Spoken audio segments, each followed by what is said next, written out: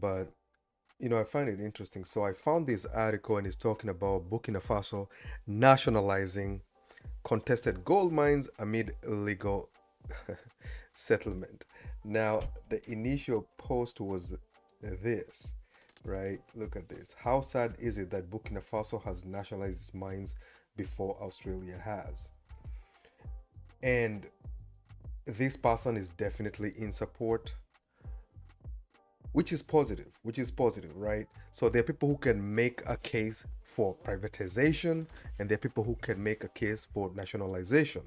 Now, let me tell you why it's important that countries like Burkina Faso have nationalized some of these resources is because with the private sector, it has not been beneficial, right?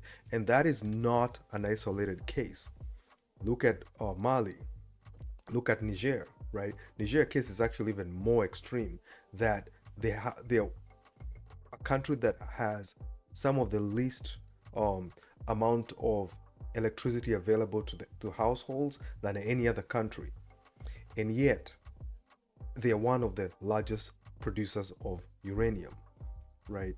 These gold mines, what good were they doing for Burkina Faso um, while the country is in dire poverty? What good are they, right? And some people argue, well, the minerals belong to who dug them. That argument, I've never cared for it at all, and here's the reason why. There's what I call strategic resources. If there are resources that can actually help the vast majority of the people of that country, I personally believe they should be nationalized or partially nationalized. Because what we have in most countries, I'm from Kenya, and we have like titanium and things like that, right? We barely see a dime of that money. That money goes to a Canadian company.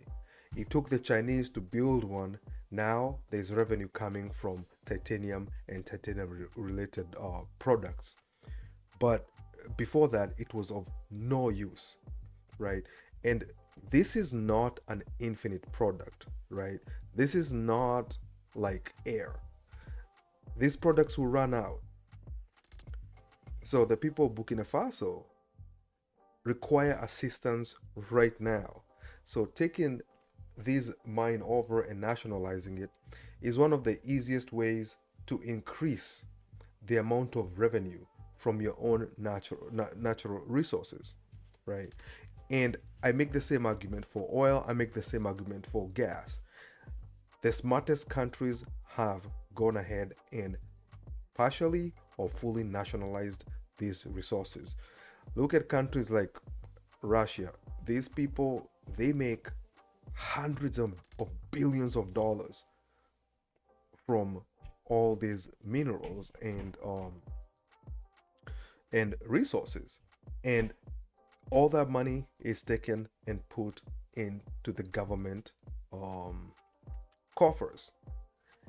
And every time you hear there's like a fire, most countries, including the United States and most of the world, if your house is destroyed by natural disaster, you have to wait for your insurance to come and pay it.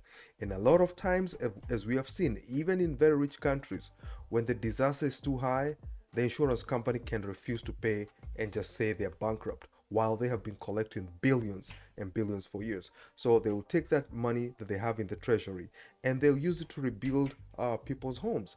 One of the guys was asked, I remember in Russia, was asked, he's like the minister of like disasters or whatever. I think it's emergency services. But he was asked, hey, um, is this a wise use of money? And he made a very, very valid point. He said, if these people's house remain destroyed, these people are not going to work. If they don't go to work, then we're not producing anything and we're not collecting taxes. So by fixing their houses, you're actually trying to get them to go back to work early, which is the pragmatic position to take, right? If you're being pragmatic, that is the truth. That is why you want to spend on your own people, because it will benefit you as well. We can go towards the moral side and say you're doing that is doing the right thing. But you have to divide between morality and governance. Governance should be purely practical. And that means if you educate your people, If you give your people resources like electricity and most of the basic needs that they would need in a modern society, you will reap those benefits. If you educate your people, for instance, you'll get experts. When you get experts, it will be cheaper to basically use your own domestic experts as opposed to importing experts. So all these things are beneficial, but you have to organize them. And I think what Burkina Faso and some of these countries are doing in West Africa is the right thing, because right now you need resources. A Canadian company or a company forever nation coming there to dig all your resources and all they pay you back is taxes, that doesn't make any sense. And most of these people, they will push the government not to even pay the taxes that they're supposed to pay, right? They will bribe people to make sure they pay the list. So your country, like Niger was, is like the fourth poorest nation in the world, and yet there's all this mining going on all over your country with French troops guarding it, and and your people barely have clean water. That does not make sense. And this, by the way, is what partially caused these people to revolt and take over their governments, is mainly because of that. You're watching your president going to France and all these countries, drinking champagne. You had the wife of, I think it's the leader of, what do you call this country again? The country where Oliver Ngoma is from. Uh, Gabon. His wife was hanging out with Paris Hilton and them, and their people are watching this happening, and obviously they're not happy, because you are having a good time in Europe, traveling and dining and whining with all these like rich people and rich leaders, and you're being treated like royalty, while your people are in the mud. And to make matters worse, not only are they in poverty, now terrorists are in their country and they're killing these people, as these people are going to go minding their own business, going to work or just walking around or anything. But these people are getting killed. So you can't provide for your people and you cannot give them security. You have to go. At that point, you have to go. The other alternative is to show effort and do as much as you can. But what happens is most of these leaders of these three countries, before they were removed, they were playing around with terrorists, right? So what they were doing was they would keep the terrorists at bay, just do enough to keep them at bay. And some of us have suspicions about where these terrorists get their funding. We already, those are questions everybody has now, right? So everybody is questioning these terrorists and who is funding them.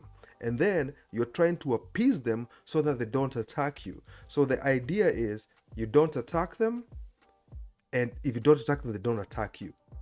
The problem is you're doing what Americans call kicking the can down the road. There is no compromise with terrorists. If they're not going to attack you now, they're going to attack you later. And if you say by attacking you, they're going to retaliate even more, you have already showed them at that point that you are afraid of them. At that point, you have no power. And this is how most of those countries in the Sahel have ended up in this situation, because of appeasing these terrorists and whoever is funding them. Most African leaders even won't call out the fact that these guys are funded by people we know. It's not something we are supposed to talk about. But if you see, like, for example, Mozambique finds out, oh, we have this huge reserve of gas. All of a sudden, Al-Shabaab appears in Mozambique. And we are supposed to believe that is a coincidence, right? It's not a coincidence that all these groups, all these jihadi groups, seem to pop up in countries that have a lot of resources, tapped or untapped, right? It's not a coincidence. Look, you could have fooled the Africans of yesterday. Today, it's very difficult. We have the internet. We can read for ourselves. Everything is 5 seconds away on our phones, right? Anything we want to look up, we can look up. And now we can talk to each other as strangers faster than we ever did before, right? So they're not convincing anybody with that. But all in all, I think I went on a tangent, but I do appreciate the fact that the Burkina Faso people and their leader are doing everything they can for both security and providing for their people. Because as Ibrahim Traore has said, their president, they have a lot of work to do in terms of development. And that is actually very appreciated by the people, because leaders keep saying how developed they are. Leaders don't point out all the time how underdeveloped they are, right? So I wish them the best, and I am positive that they will succeed.